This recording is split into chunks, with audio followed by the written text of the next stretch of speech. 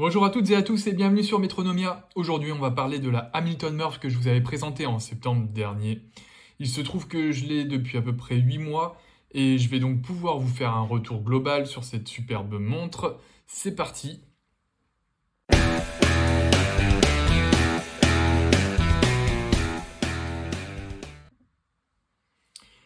Tout d'abord, parlons du mouvement.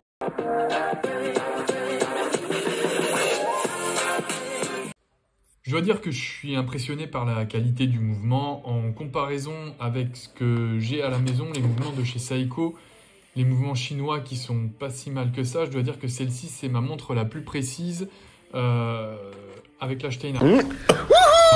On tourne autour des plus 2 secondes par jour au porté. Pour rappel, le mouvement qu'ils utilisent, c'est le H10, qui est un mouvement ETA, puisque Hamilton fait partie du groupe Swatch et que ETA appartient au groupe Swatch. Donc, pour le mouvement, c'est vraiment un bon point. Passons au boîtier.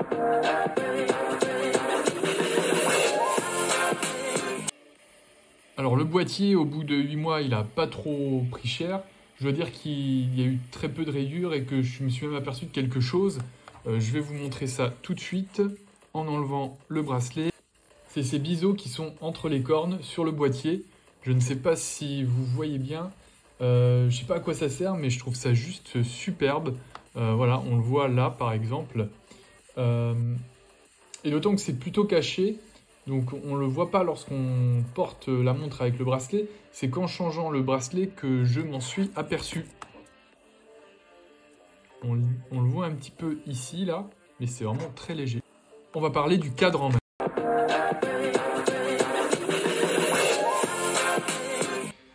Alors il y a du lume sur les chiffres arabes et les aiguilles, je dois dire que c'est pas fou, je crois que je vous en ai déjà parlé dans ma vidéo sur la Steinhardt, mais bon, le matin, j'arrive quand même à distinguer l'heure qu'il est avec les aiguilles, et c'est un peu pour ça que je cherche cette fonction du lume, c'est de pouvoir voir quelle heure il est sur ma montre. Vous allez me dire que c'est inutile parce que j'ai qu'à regarder sur mon téléphone portable, mais honnêtement, je préfère regarder ça sur ma montre, et oui, je fais partie de ces anciens qui aiment regarder leur montre le matin.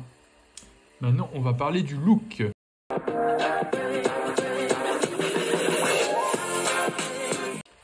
Alors le look, cette montre, elle est très versatile. J'ai essayé plusieurs bracelets avec cette montre et faut dire qu'à peu près tout lui va. Donc là, c'est une question de goût. En ce moment, je la porte avec un bracelet Bon Clip que j'ai trouvé sur AliExpress pour environ 20 balles. Et je trouve que ça renforce son côté field watch. Mon avis global.